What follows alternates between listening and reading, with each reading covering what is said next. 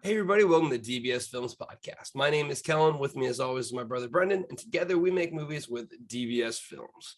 Today we are talking about The Haunting of the Murder House. This is our 10th movie, and it's one that actually starts a new trend that I think you're going to continue to see with DBS, where we essentially revisit an old idea that we had with the experience of making it, what we liked, what we didn't like, and essentially revamp it. So Haunting of the Murder House is actually a relook at the Haunting of the Suicide House when it comes to the core concept and ideas. So this episode, we're going to talk about the writing phase, how that kind of came about, what the different tweaks were, and why we recommend filmmakers revisit ideas that they've had and continue to develop them. Before we get started, though, as always, be sure to take a look at all of our links online. The number one place to find us is going to be our Discord community. We are now 1,000 strong, and we are growing every single day. If you guys want to be really part of this community, see inside looks, have a whole bunch of fun times with events that we do, join that Discord community. Highly recommend it. And you can take a look at our latest movie, The Girl in Cabin 13, which is free on Tubi. So hopping right into it, Brendan, as I mentioned, this one to me is not only different for two reasons. And let's go into the first reason. I think confidence. I think the biggest thing that's kind of just difference with the Haunting of the Murder House is we had proof of confidence from The Girl in Cabin 13. So we came off The Girl in Cabin 13. I would say midway through the shoot, we basically greenlit the Haunting of the Murder House because of how smooth everything was going. But do you want to just quickly talk about, momentum, confidence, and how everything was kind of moving along right into this movie off of Girl in Cabin 13? Yeah, I mean, by the time that we had shot this, we had completed Girl in Cabin 13. So we shot it. It took about 2 or 3 months for post production, and then we got it uploaded. And I even had like a distribution deal, and we had past quality control at this time. So, just being able to have someone say, "Hey, look, the stuff that you're shooting is standard for Netflix, is standard for Hulu. You're doing everything correctly." It's just a huge confidence booster because then, at the bare minimum, you're getting the proper audio, you're getting proper video, and at this point you can kind of take a step back and just try and focus on the story. So we had hit the bare minimum that we wanted to hit, and now it's just all right. For the first time, we're trying to add to a feature. We're trying to make it better. We're trying to tell a better story. We're trying to get better direction, give better direction to the actors. So confidence was high. Just being able to tell the story that's in your head is just a big milestone for any indie film studio. And just the cherry on top is that knowing that everything you're getting is, up to standard for Hulu or Netflix. Because once again, everything that you do as an indie filmmaker is a lottery ticket. You never know if it will just go viral and take off. There's been a lot of movies on just Amazon platforms or Tubi platforms that have just taken off and found like a cult following. Or if a producer sees it or a distribution company sees it, you're just really one feature or one short away from essentially starting your career.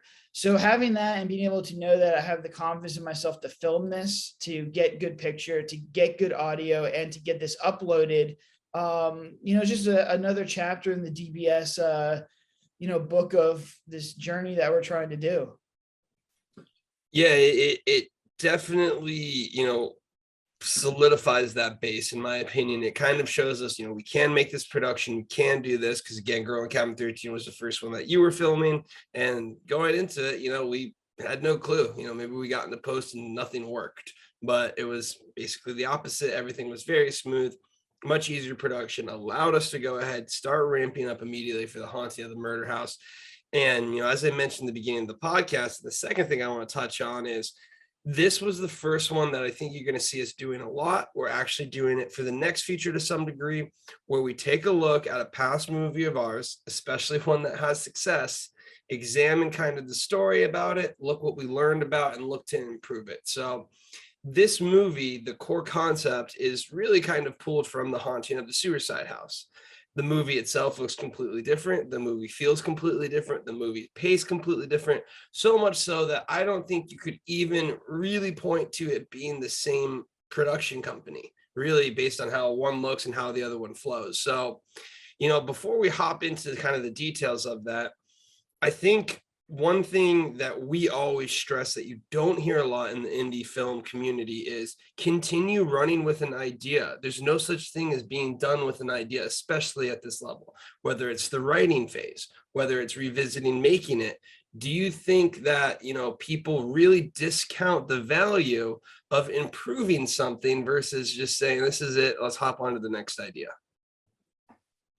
Yeah, I think it's a twofold problem. A lot of filmmakers that I talk to, and especially a lot of writers, they have one script and that's the idea that they want, and they're going to just continually work on it and try and, make that a feature film. They essentially pigeonhole themselves into one idea that they don't even know if it's going to sell. They don't even know if, an audience will like it. They like the idea, but I think the biggest thing in business that I learned was I am not my audience. The stuff that I like, a lot of people do not like. So you have to take that into consideration and understand that, if you want to be able to market your films, if you want to get distribution, if you want your money back, you're going to have to be able to, make a movie that a lot of people will like, that they want to buy, that they want to watch. So I think that's the first problem. And the second problem is like, people are like, I want to do one movie and then move on to the next one and the next one and the next one, never really revisit the ideas or the scripts or actually the feature like we're doing. And that's good because you're diversifying, you're trying to find an audience for these little films. But if one takes off, there's no reason for you not to go back and try and make it a better film, especially on the indie level, because your skill and your technical level is going to improve with each film that you make. And like Kel said, this is a remake of a movie that I did about 3 years ago. If I took the original, which was the Suicide House, and I showed people the Murder House, which is the most recent one, you wouldn't even know that it was based on the same movie. That is how different it is, because I got better on a technical level. We got better on a screenplay writing level, and we got better just working with actors and just setting the mood and the tone of the movie is just completely different. So I think that that's something you need to do, is definitely diversify, try out and try and figure out what kind of filmmaker you're making by making a whole bunch of shorts and a whole bunch of features. That's a good idea. And trying to make them for as, the smallest budget possible, just to diversify yourself. But once you do find one that's getting a little bit more traction, that's getting a little bit more buzz, that's getting better reviews, try and scale up that one. Give it a little bit more love, give it a little bit more money, because you know that, worst case scenario, this idea sells already, or at least people gravitate to that idea. And you see it all the time in Hollywood, where they'll remake a ton of movies, or they'll start building series. Like they'll find a cool world and they'll just continue to go for it. At the time we're filming or we're doing this podcast, Top Gun 2 is coming out. This movie is going to be an absolute amazing launch, because it's, over a 3-day holiday weekend. You're capturing nostalgia from a movie a while ago. And, it's going to be a huge return to theaters for pretty much everyone in the whole world. And they know it's going to sell because the original Top Gun sold really well. So they probably gave it more budget, they give it more marketing, and they're ready to go. There's no reason why you can't do that on scale as an indie filmmaker, with your own projects. You don't need to be Hollywood to do this idea. They understand the concept, and I think a lot of indie films should try and do it as well. I completely agree. And, personally for me, I feel it's just a little bit of kind of like a pretentiousness in the industry of, saying, hey, no, you don't want to remake this or be pigeonholed into like doing these one things or known for this. You got to change it up. And, I really agree in the sense that the way we look at it, well, if we know more and we have a bigger budget, we're going to make a better version of this. And that's something that you have to be realistic with yourself, especially at this level. We're not going up there for any Academy Awards or anything like that. If Christopher Nolan kept doing the same movie over and over again, maybe people would raise some questions. But realistically, we are filmmakers trying to learn, trying to create a model for us to have sustainable profitability when it comes to making these videos, making these movies, so we can make more movies, we can make more movies with our fans, and we can continue to grow. And that's something you need to understand, that it is a practice and a growing phase. And then one last thing I just kind of want to discuss, because I see it a lot in the film industry too. And it's weird. There's a lot of things that are unique about the film industry versus any other art. One of the major ones is everyone really feels like they can do, the make a movie or be in a movie, compared to, say someone who's a singer or a guitar player or a painter. You don't necessarily immediately say, oh, I could do that. But for filmmaking, you typically have a lot of people who hop in saying, hey, this is something we can do. And to some degree, I do believe anyone can make a movie. It's just not an easy process at all. The second thing that I see, and it kind of touches on revisiting an idea, is I really feel like more than any other industry, just the general public is quick to basically say, oh, I've seen that idea before. And I think between revisiting ideas and people saying, oh, I've seen that idea, or, oh, they've done that before, or I've seen a movie with this before. And what ends up happening is I feel like independent filmmakers and writers then push themselves to be unique, push themselves to be different, and push themselves out of a marketable thing. One thing that we always say is, great, it's been done before, that's a proven in market. And, one thing I always point to is, like, it almost feels like if there were like painters and someone painted a sunset and someone else painted a sunset, you wouldn't say anything. You'd say, oh, there's two sunsets with different styles. In filmmaking, it almost feels like, oh, I've seen a sunset before. So do you want to kind of talk about how, in my opinion, this forces indie filmmakers to think, oh, I need to be unique. My idea needs to be completely different. And then they end up with something that's just not marketable because, again, you want something similar because it sells. Yeah, I mean, it's definitely, I think it's more of an issue with screenwriters than it is with filmmakers. But I do see that a lot. And I see a lot of people who are like, I remember when Get Out came out, they're like, I've never seen something this unique before. That movie's The Skeleton Key. It's the same movie. It's the same concept. I've seen it done a million times. But here's the difference. Get Out created a really cool twist on the concept. They made it their own. And that's what I would challenge filmmakers to do, is to take a concept. It's fine if you want to play around that world or take that story and make it your own, but put your own unique twist on it. And that's where you get the differentiating aspect of film is, I could take a concept and a story and give it to 7 or 8 different directors, and you'll get 7 or 8 different movies, and they'll all be different and unique. And there's nothing wrong with that. To try and find a unique story and to tell something that no one else has told before, it's possible. I guarantee you can probably do it. I just don't think it's going to sell, or it's going to be very hard to sell people, because human beings at a core, they want the same story over and over again. They just want to have a little bit different twist on it, or they want to make it better. Your brain is designed to want repetition. So there's nothing wrong with going for a story that's been done before, or pulling tropes or pulling different things from other movies, but just make it your own. Don't just copy what people are trying to do. And I mean, I try to recreate one of my movies, The Suicide House, as close as I possibly could. And you watch the movie, it's completely different. Because I, had a little bit more creative control over this one, and I learned a lot, and I just put my own unique twist on it. And I think it's just, it's a unique movie. You could take both these and put them in the box office and people wouldn't know they were the same. So I wouldn't worry too much about if an idea has been done. Like when I go back and I provide the actors with concept material and source material and like examples of stuff that I'm trying to do, I give them a list of 7 or 8 movies. And usually for any concept that we do, there's about 10 to 15 other movies that have done either the same story or very similar, or I'm pulling like mood and tone or themes from those stories. But I mean, how many books have been written? How many movies have been made? How many screenplays have been created? Like, you're going to struggle. If you're trying to find something unique, it's going to be very difficult. Where I think you should look at it as saying, all right, people have done this story before. What do I like? What do I don't like? How do I put my own unique twist on this? How do I tell my own unique story? Your personal story should be the unique part of the screenplay and the film, not the story, because you're just going to struggle. And if you do find something completely unique and completely out there, I think it's going to be difficult to sell, or at least to mass market. That's fine if this is a story you want to tell. That's great, but just understand that you're going to have a limited audience for your release. Exactly. I mean, it does come down to, we always say, what's your mindset at the very beginning? What's the main reason you're doing this? Is it a story you want to tell? Or do you want to be essentially successful filmmaker? And you really have to kind of understand that mentality before going through this entire process. And so many people get caught up in it when it comes to, the screenwriting process and everything, as you mentioned.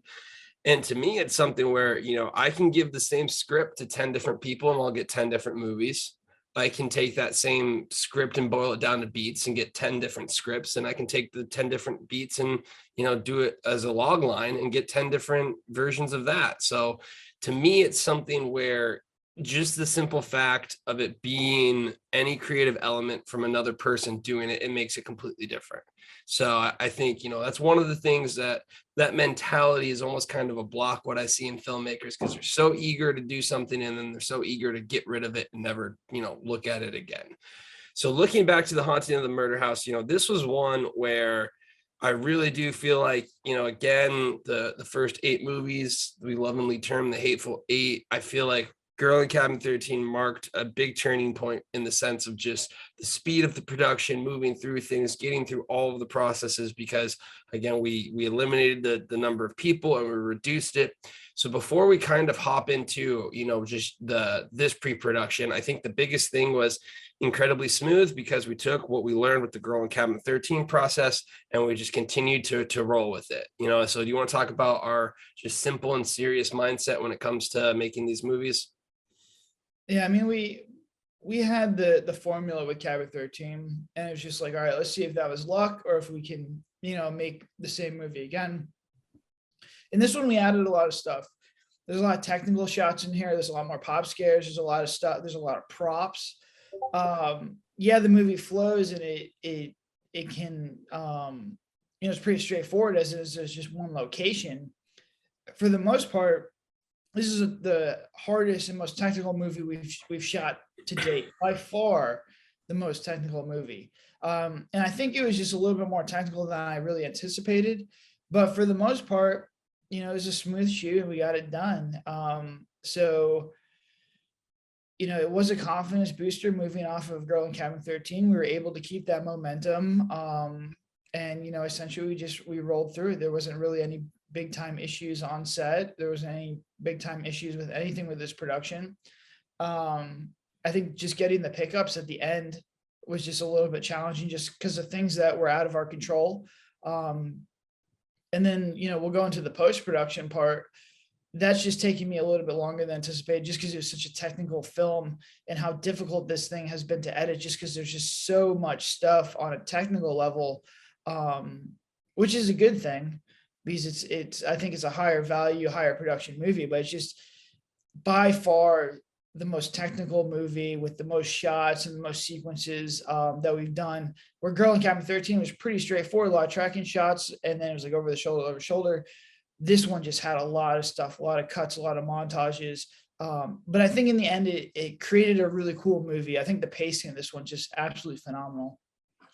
I completely agree. And, really understanding our production and having a baseline with the Girl in Cabin 13 allowed us to make that jump into, adding things here. But for the most part, the structure was really straightforward. So kind of breaking down the structure, to give you guys a little bit of an idea, this movie, the original Haunting of the Suicide House, which it was kind of pulled from, is about a group of YouTubers. They go into a paranormal house, and guess what? It's actually haunted. Essentially, one of them gets possessed, and it just gets bad for them. So you can take a look at that on Amazon Prime. But, I really kind of want to talk about us pulling the bare bones structure from it and then, looking how we made it different. So this was a found footage movie originally. By far one of our, it was our best performing when it came to how it did. It was also a 3-month one. So, let's talk about real quick The Haunting of the Suicide House and kind of why we selected that one, why we thought that idea would be good, and why we kind of pulled from it. Because again, this is actually my least favorite movie we made. But the reason for it is I'm not a fan of found footage. I think it was executed. Again, we made it in a month or in 2 months and 3 months time. So it was amazing to make. You pull that together, it's like a 7 out of 10. But the movie itself, not a fan of found footage. I think it could have been shot a lot differently. And I think the biggest issue is I love the story. Like I really loved the story. So seeing how it kind of came out kind of was like, oh, I already want to remake this one. But do you want to just briefly talk about The Haunting of the Suicide House, how that was one of our smoothest and best productions, why it was confidence for us to go ahead and revisit that idea? Yeah, I mean, it was easy because you could black out a house, which is just either putting cardboard, or in the case of the murder house, you just put plywood up on the windows. So you can have a blacked out house and shoot essentially 24 hours if you wanted to.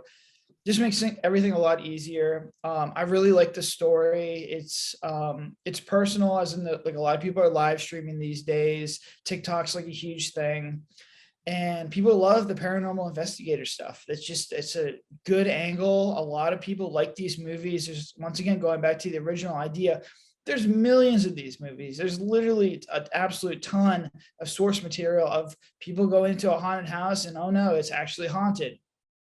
So, and that makes it a lot easier for me as a filmmaker, because I can collect like little scenes and different moods and themes I'm trying to get across. But once again, I made this movie unique, and added my own characters and gave them the life that they needed.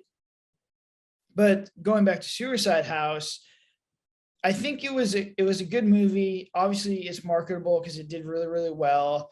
I thought the tone and the mood of the movie was completely off. We had the lights on the entire time, and the house was like a newly renovated house in like Winter Park, which is a nice area of Orlando, Florida. So it looked like a nice renovated house. There really wasn't anything spooky about it. And I thought like the tone and the characters and the dialogue was just a little bit off. They were very lighthearted, and it really wasn't serious. So you never really had like that overarching tone of like foreboding, like death is going to happen, like they're actually like really kind of screwed. The fact that they could have left the house at any time was a huge issue. And I just think this was back when we were just struggling with story, where there's just a lot to unpack in the Suicide House. There was like 3 or 4 different people who got possessed. The reasons why they got possessed really wasn't clear. They didn't know if it was a demon, if it was a ghost, if it was like a spirit haunting the house. There was just, when we finished this movie and I asked for feedback, people just weren't clear about what was going on. And there's a lot of questions. And, to tell a story in 1:15, you really have to be able to just make sure it's like Occam's razor, make sure it's as sharp as possible, because people are going to have questions and they're going to start to get confused. And when they get confused, they get bored and they turn it off.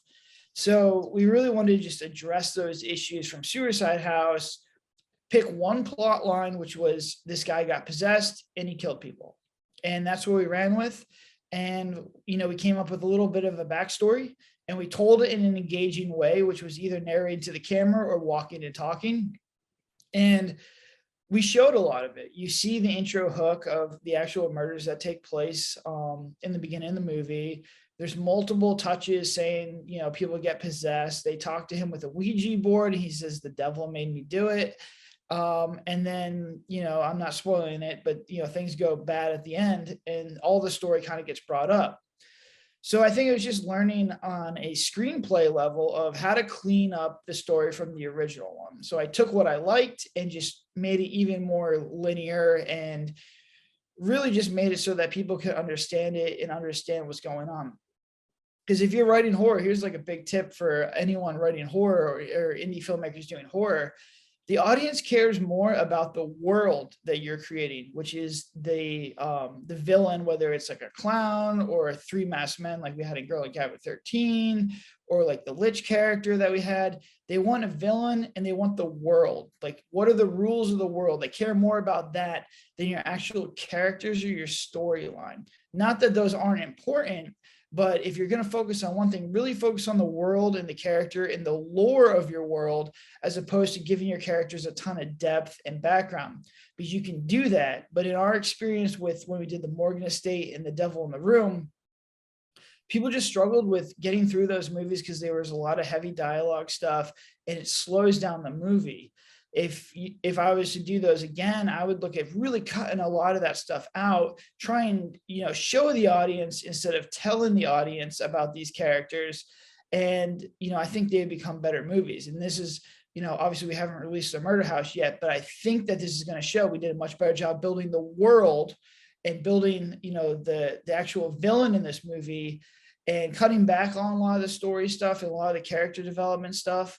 And I think it just makes a better movie and it flows better. But once again, it just comes back from experience, because a lot of feedback we got was these characters are actually more likable because we're showing them, we give them unique traits and they show their character development through dialogue and small little scenes, which I think just, it makes a better movie. It's just a smoother, cleaner script, which led to a smoother, cleaner production.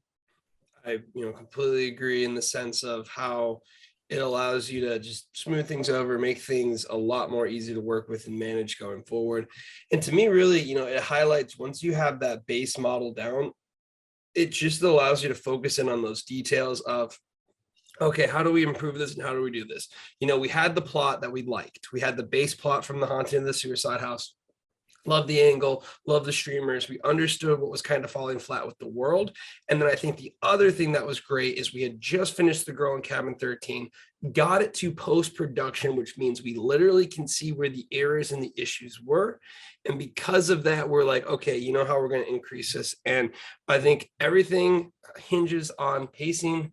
And the best thing you can say is our movies are getting better paced, which I think is completely correct in the sense that they continue to increase the pacing. The Shapeshifter, the one we just did, finally has really good downbeat pacing, which is fantastic to see already.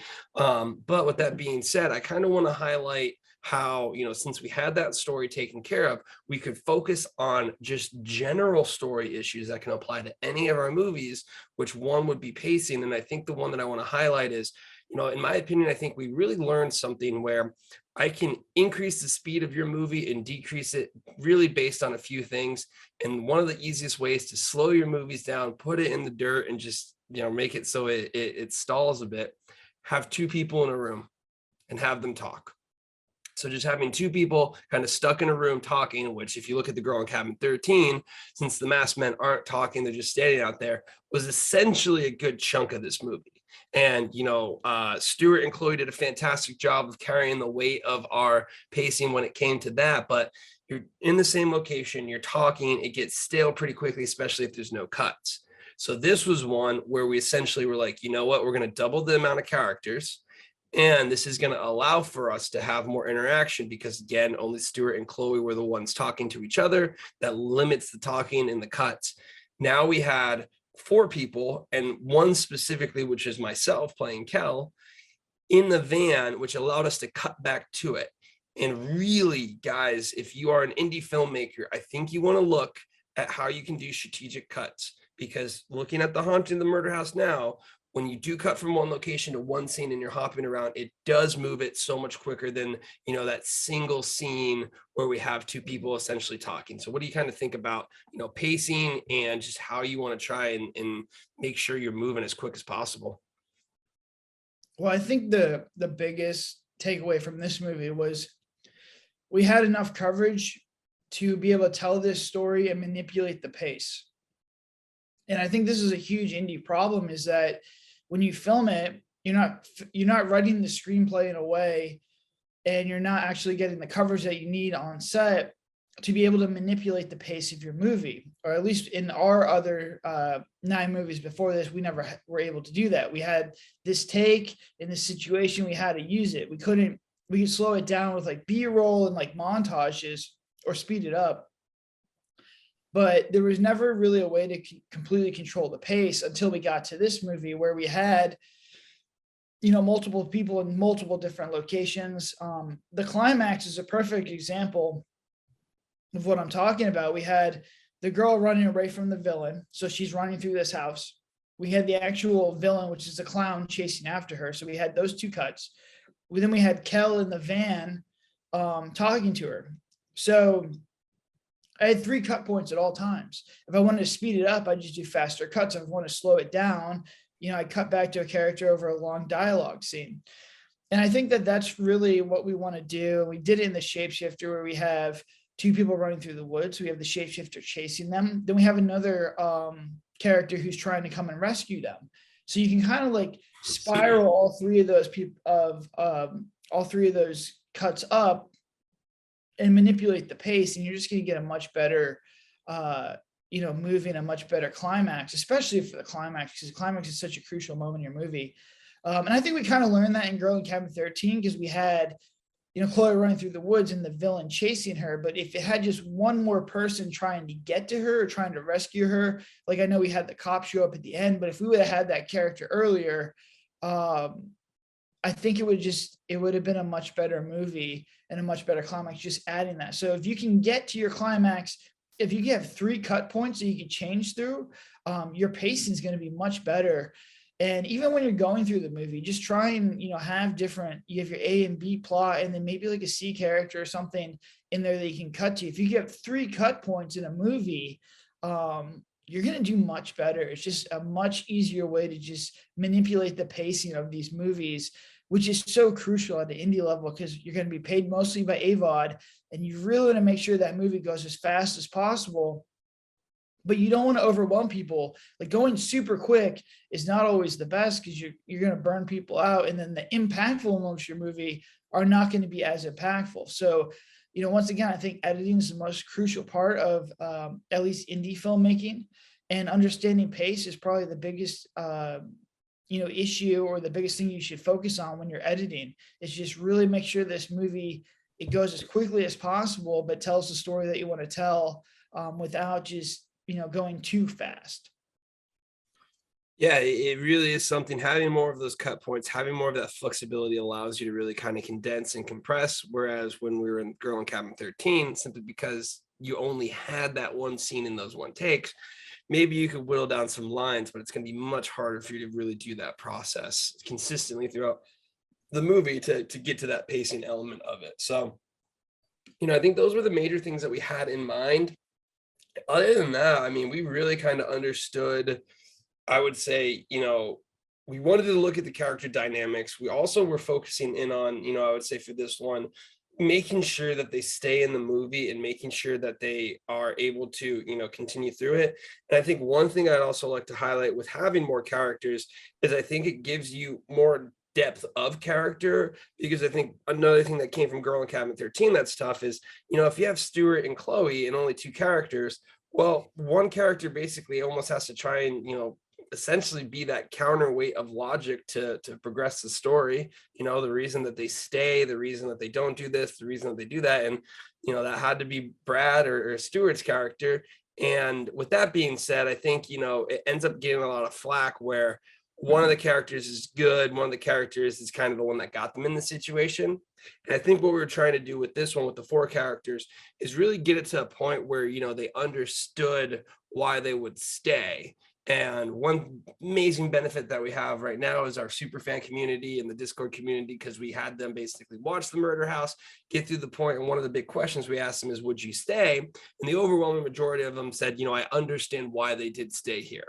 So to me, when you have 4 characters, you don't necessarily need one of them to be bad. You can almost have each one of them give their little point that adds up. And a great example of this is we did the same exact thing in the Shapeshifter. And I think the way that came off in the Shapeshifter, props to Chloe for making a little bit of adjustments to some of the lines there.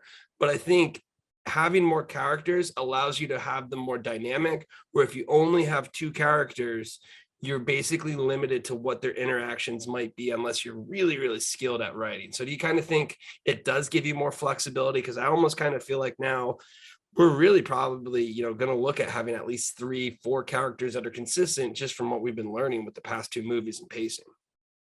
Yeah, so it's weird because a lot of people think that like horror movies are easy to write.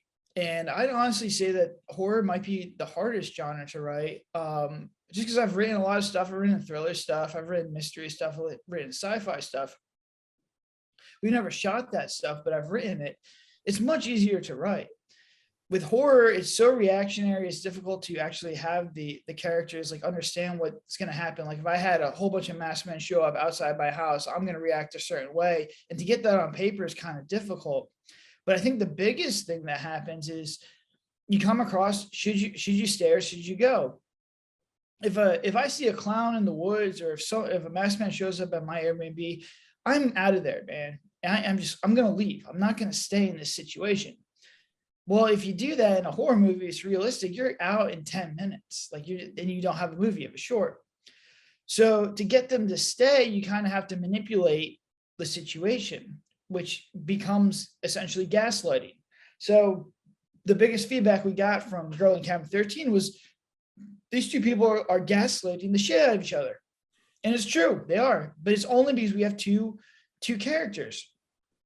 And you can't have one person say, hey, honey, I saw like something out in the woods. I think we should go. And he's like, yeah, I saw something too. Let's leave. You don't have a movie.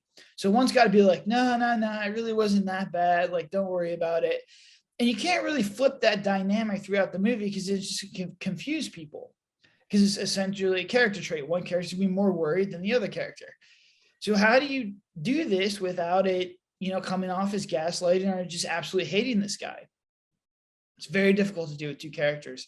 And I maybe at one point I'll try and take a shot at it, but from the feedback and everything from Girl Encounter 13, it's just very, very difficult to do that. How we addressed it in the murder house is we locked them in the house, so physically they cannot leave. But we also had 4 characters where 2 were like, they had a reason to stay, which is money. Their stream was doing really, really well. And then the other 2 were sketched out, but they didn't really have a choice, or they didn't have a voice to essentially leave the house. And I think even really almost was like 3 of them really wanted to stay. So there was obviously, the way a monetary value of just staying in the house. So they had a reason to do it. And Shapeshifter, they weren't locked in the house. They go wherever they wanted to go. But we just kind of moved like some of the gaslight lines around, and how characters experience, scary things as they happened. They happen on different levels of intensity. So it was kind of spread around. And I think we did a really good job of, just giving the characters motivation to stay, but it's not easy. It's a difficult thing to do. So just keep that in mind. If you have a one location horror, movie or feature or short, getting the dialogue to where it needs to go and their character motivations is extremely, extremely difficult. And it's probably where I put the last 2 scripts. Probably about 60 or 7% of my effort was into really looking at this dialogue and trying to make sure the character motivations are proper and what they're saying, makes sense and doesn't come off as gaslighting. And I made this very clear to the actors going into pre-production for Shapeshifter, and they did a great job. I said, look, if anything comes off as gaslighting, let me know and we'll change the dialogue. And I thought Chloe did a great job of fixing up a lot of her dialogue as well. It's just a thing you can do with actors to make sure everybody is on the same page. And then, out of their performance, because their performance is also very key, that they can kind of like, shift their tone or just change their delivery of some of these lines so they're not as gaslighted, not as argumentative. And you can just get a better performance. But once again, some of these horror movies are just very difficult to write because, if a guy shows up with a mask, if a villain shows up, if your house is haunted, dude, I would just leave. If I saw a ghost in my house, I'd just walk out that door and I'd sell it, or I'd just burn it to the ground and take a loss. Like that would just be me. So you can't do that in the horror film world because you want to have a movie. So I think having multiple characters and finding clever ways to do it, but also working with the actors is the way you get around these issues. Yeah, it takes a lot of effort really to come across and understand, how do you make a movie properly paced and in the same time make it so it's not, obvious pitfalls in the sense of logic and getting there. So that was one of the major focuses, that we were honing in on and working with. And, as you mentioned, multiple characters allows you to basically slice up that burden a little bit of each one of the, roles that someone needs to play. And it's almost kind of, they can feed off each other. They can build off each other. Because I would definitely say the Shapeshifter has the most natural element of kind of that progression to where it seems normal until it's too late. In the sense where, we did have a bit of a cover when it came to their paranormal investigators. So they're kind of looking for these things.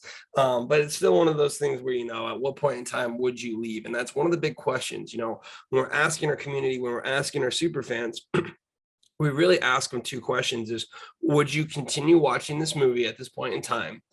And, would you leave? And I think those are 2 of the major questions that if you can answer throughout the entire horror film and the entire horror script, you can really get to a point where you have a good movie. So one thing I do want to kind of highlight now is, I think we have a really good dynamic when it comes to our writing process. And I think it helps out a lot because I think a lot of times if you are just writing by yourself, you can kind of go down almost like this blinders and like the script can get out of hand and whatnot. I feel like I have it with a lot of indie movies.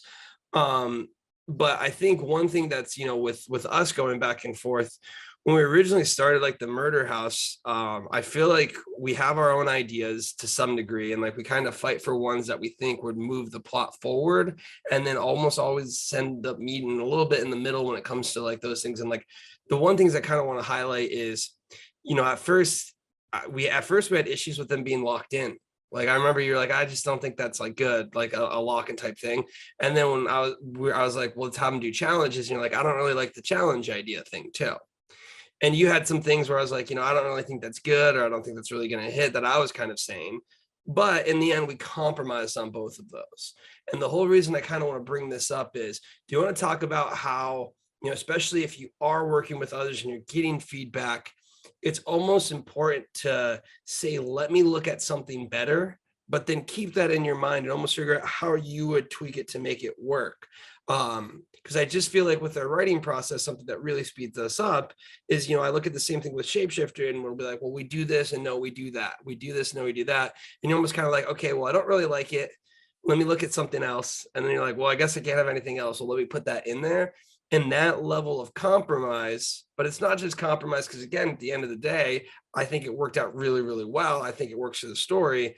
But to almost kind of be like, okay, I have this. Can I do anything better? Nope. Okay, this is it. How can I make this as best as possible? So, how does that mindset when it comes to screenwriting help you get a final product, help you get things out? Because I think if you sit there and you're like, no, I don't like this idea, I'm not doing that, I refuse, without at least considering it, you end up, just dragging your feet, and you have these year-long screenwriting processes that we hear about.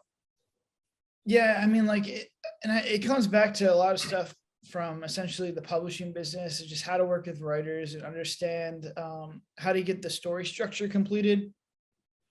But it really comes down to two things. When I write the screenplay, I'm very honest with myself. I have stuff that I write that I'm like, all right, this is really good. I enjoy it. This is gonna be a great scene.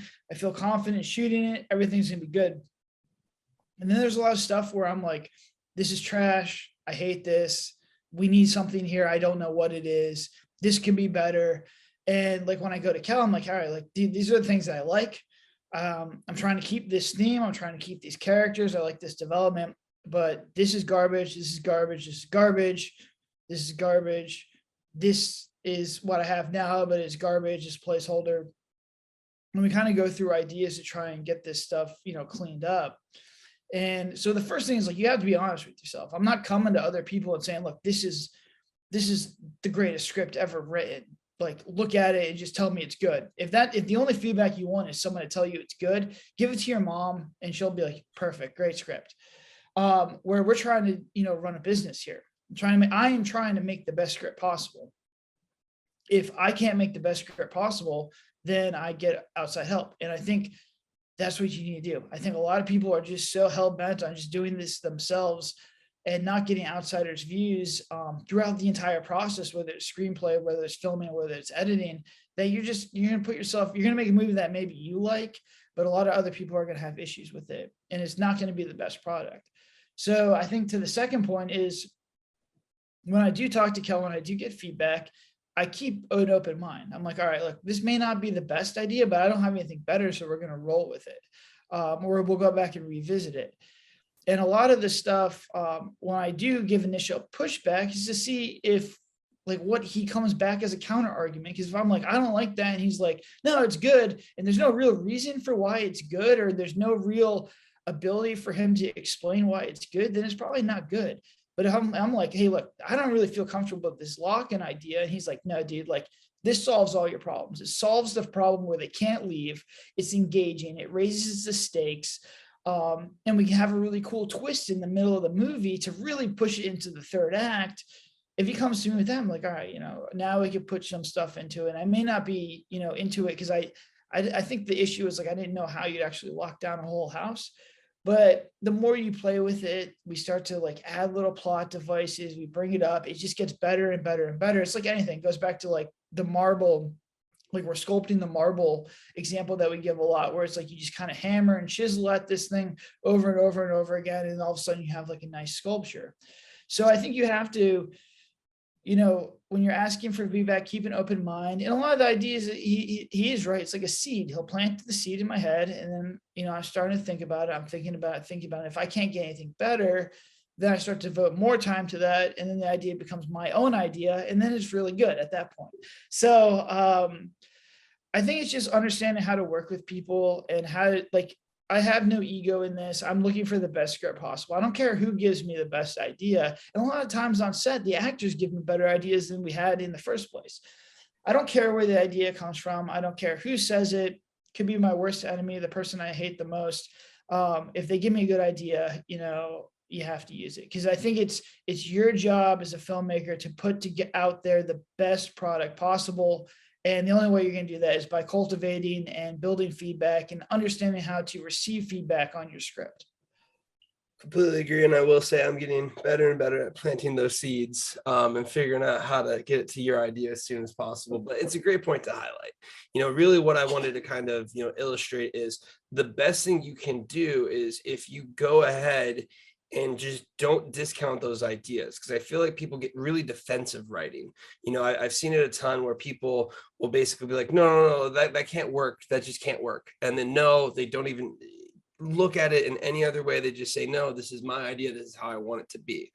Whereas when we're approaching ideas, exactly like you said, you basically, I feel like we meet a lot of the times on pretty much everything. We understand why we're doing them. We understand what it is for pacing.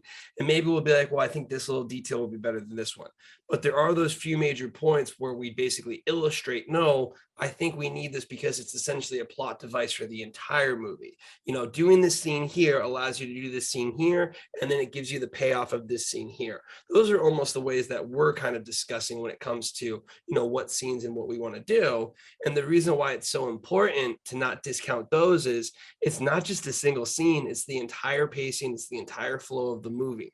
And if you as a writer are sitting there and just saying, no, I don't know, you give yourself such limited abilities to develop something, to continue to grow. I think the way that we approach it, as you mentioned, is we're very open. We have no ego whatsoever. It's almost always something where we're doing the movie, one, to make it good, but also kind of defend ourselves in the editing process. Because again, we have the editor's mindset. So you're combating, not only how does the movie pace good, but how does it edit good? And because of that, like you said, we're open to all ideas.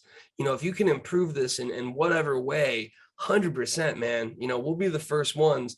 And I think it is just that creative process of having an open mind.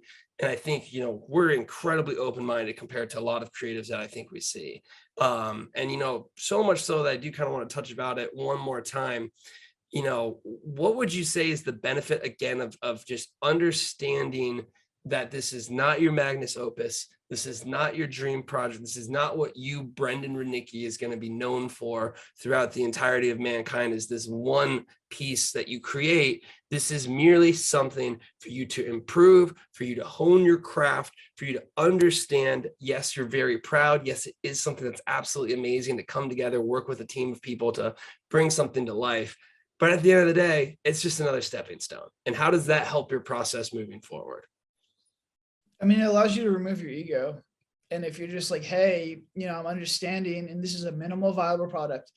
All I'm trying to do with these movies is to complete them, upload them, and be able to show somebody, as far as like a distribution production company or, someone who wants to take my career further. Hey man, this is my concept. It's not perfect. There's a lot of flaws, but I could show it to you. So instead of sitting there and having a 3-hour meeting trying to explain to him my screenplay and my thought process and my lookbook, I can show him, the hour 15 that we shot. And the fact that we shot it on such a low budget and that we did it in such an accelerated timeline will give them confidence that, all right, if we have a 15, 20-day shoot, this guy can get it done. Because if he did a movie in 8 days, he can do it in 20 days. If he did a movie on under $20K budget, he could do it easily on $250 $1 million budget. So these are the conversations that they'd rather have, as opposed to getting a giant screenplay and then you sitting there trying to explain what you're trying to do for the next 3 or 4 hours and how you're going to actually shoot this movie. When I could just send them a file, they can watch it and they understand what I'm trying to do. And there's a lot of stuff. There's a lot of growth you see in my movies. You see a lot of stuff as far as like you're starting to see what I'm trying to do. Do I execute on it well? I don't think so. I think there's still a lot of room for improvement, but you can at least try and see what I'm trying to accomplish as far as like tone, character themes, dialogue themes, and the way I shoot and how I edit. And if you don't make a lot of movies, if you're not actually, honing this craft, you're not going to have that. You'll be able to have those conversations. So I think, having multiple movies is the biggest thing. The fact that we completed Shapeshifter, I'm now like, all right, there's a lot of little things in Murder House that still bother the shit out of me, but I'm willing to sacrifice and just kind of let them go, because I don't think they're going to matter in the overall scheme of things, but they matter to me because I'm just a perfectionist. So I'm trying to get every little detail perfect. The fact that I have Shapeshifter, I'm conceding a lot of these small things and just getting it uploaded. And I think that's a big thing. If you have another project ready to go, ready to edit, or ready to shoot, you'll just move on. And I think a lot of this, like a lot of indie filmmakers, why their stuff stays in post-production for years is because they're trying to fix all this little stuff and not move on. Because then I think also when you have a final product and you upload it, you have the harsh reality of number one, it's going to get feedback. And number two, well, what do you do next? Yeah, I mean, that's really something where it can drive your ego if you're attaching your identity to the sole project and you need it to be perfect because it's a representation of you. When in reality, it can be, it's up to you. Are you represented by this piece of work, or are you just looking at it as something that is a milestone, a learning development, something that is in your portfolio and that you'll look back on? And having those two different outlooks is really going to change how fast the production is. So winding down on this episode, I think I really want to start taking a look at just highlighting, specifically what we think the big improvements were for, the pre-production element when it came to the screenwriting process. Next episode, we'll hop into the production elements of it, even getting the team together. But to me, it really comes down to plot and pacing. I think the biggest thing that I always, from the very beginning, I think the one seed that I never got planted in Girl in Cabin 13 is I was like, bro, there's no plot here. And I conceded that because I understood we were trying this out. Essentially, this was your first time as a DP cinematographer. We wanted to do something very basic, very straightforward. And again, it came out, in my opinion, really, really well. I think it was a perfect way to start it because, again, we didn't know how good it was going to be. You absolutely crushed it. So that gave us the confidence to move on to the Murder House. Add in that plot that we knew was good from the haunting of the suicide house. But I think we really understood that you touch on it, you pick a simple idea and you repeat it over and over again. So I think because we were willing to take that risk, we beefed up our plot. And it's the first time that I have a plot that I really like. I really love that plot. And then the second thing, as I mentioned, is the pacing, where, because we had the additional characters, because we're doing that, it is a lot more dynamic and gives us a lot more flexibility. So in your opinion, what do you think the two improvements just in the screenplay were moving from Girl in Cabin 13 to the Murder House? Well, I think the characters and the dialogue was just much cleaner, much easier. The characters' motivations were much more clear. They weren't ambiguous. They each had their own reason for staying or reason for leaving or what they were trying to accomplish. And I think it was just knowing that we didn't really have to spend, like going back to what I talked about earlier, we didn't have to have these large downbeats where it's like, hi, I'm this character. This is my reason for living. This is the things that I like. These are my strengths. These are my weaknesses. We can tell that through dialogue and moving the plot forward and how the characters interact with each other. So you're saving a lot of time, which what goes back to Kel's point, which is when you save time, you can focus on pacing. We're not slowing things down. We're like in Cabin 13, we're like, all right, how do we show that these two like each other? And we had like the huge camera gift scene. We had them walking through the forest. There was almost like 20 minutes in the beginning of just like trying to show that these guys like each other, the characters like each other. And in this one, we still had a lot of character development. It was done strategically, and it was almost like little touches as opposed to these long dialogue dumps or these long, overextended scenes, which even in Suicide House, if you go back and watch it, we have 3 or 4 long scenes where the characters sit there, almost turn to the camera and say, this is me and this is what I'm trying to do. And I think that that's just, beginner screenwriting. And I think what you really want to try and do is focus on pace and then anywhere you can have like little touches to develop characters, their character depth, that's when you kind of do it. And you just don't want to overwhelm people with it. And I'm curious to see, what we do in Shapeshifter, because there's a lot more character depth and development in that movie, because it had multiple occasions and multiple characters. And one of the reasons that they stay is that the two characters actually really like each other. But we did the same thing, the same technique, where we kind of just peppered the audience a little bit with these smaller little scenes. We didn't drag things out. They're all maybe 45 seconds to a minute, or they just showed or touched or, did kind of something to show affection. So the Shapeshifters of the Girl in Cabin 13 is going to be interesting split test. This one was get them in the house and just get this movie going. And that's what we did. Yeah, I mean, it really did come out to be a smooth execution. And I think, another great thing, and the thing I want to end on, is momentum in any business, any element of life is so critical. It's so key. Really, momentum to me is what motivation comes from. When you can feel that momentum, when you can feel it, it's so much easier to continue going forward. And talk about literally, it almost feels like we're just running into hurdles for the past first 8 movies, which again, that's part of the learning experience. It's how you grow.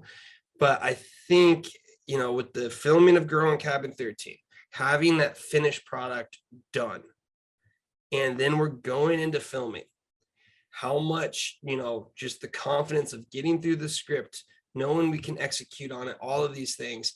I think the biggest difference to me was ending that pre-production process ready to go. I think there was this uneasiness with Girl in Cabin 13. It had been so long. It was our first time doing it with this production style. But talk real quick how you were feeling, getting done with this pre-production process, having the Girl in Cabin 13 ready, and almost just, again, I feel like when you have momentum, it's such a night and day process, and just it affects the entire project, because this is a creative work, and the way you feel, your motivation, all of those things affect every little aspect, especially in production process. So how are you kind of feeling leading up to this? Where was kind of your mind at? Well, I think momentum is key, but it's also like you want to see progress. You want to see yourself getting better. And I think the demoralizing thing with the Hateful Eight was the last 2. I didn't think they were better movies than the first 6 that we did. We were making the same mistakes. We had the same screenwriting issues. We had the same technical issues. It felt like I was almost running in place. And I think that can be really demoralizing. And yeah, you can see the like small improvements, but as a whole, we were still stuck in the same place. We had, we were getting the same amount of reviews. We were getting the same feedback over and over again. There wasn't any like forward momentum.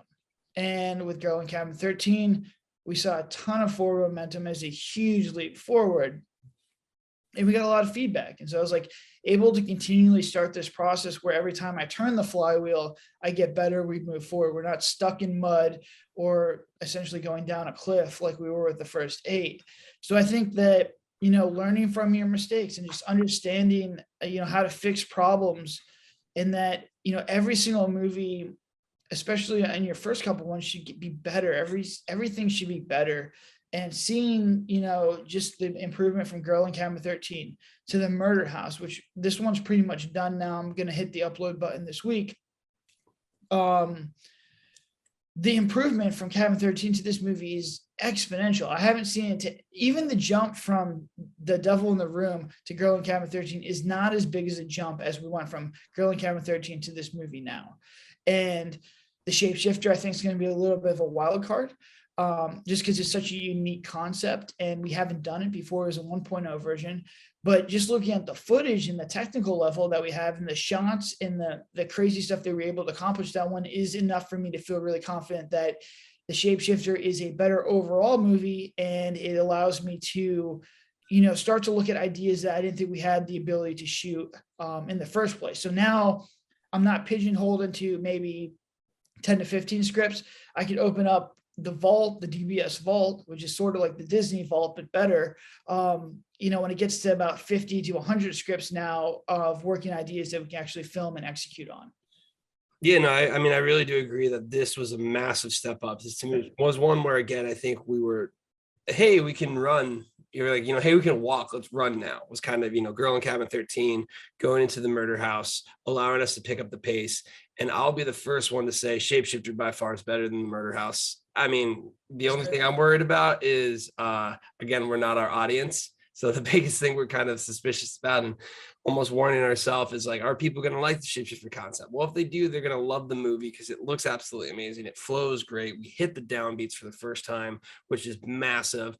And it comes back to, we understand what we're doing. And because we can take care of the actual process, it frees up our mind, it frees up our bandwidth to focus on improving. And that's really what it's all about. So that's going to go ahead and wrap up this episode. Again, guys, you can take a look at all of our links online. Please join our Discord. We make movies for our fans, with our fans, but we cannot cast you. We cannot work with you if you're not in our Discord. So you guys are missing out if you're not part of the action. Plus, it's super fun. We have a ton of events, a lot of fun things to do. You can also catch The Girl in Cabin 13 online for free on Tubi. Any way you watch the movies, any way you support us really means the world. We're going to keep on giving you some inside access into our studio. So until then, have a good one.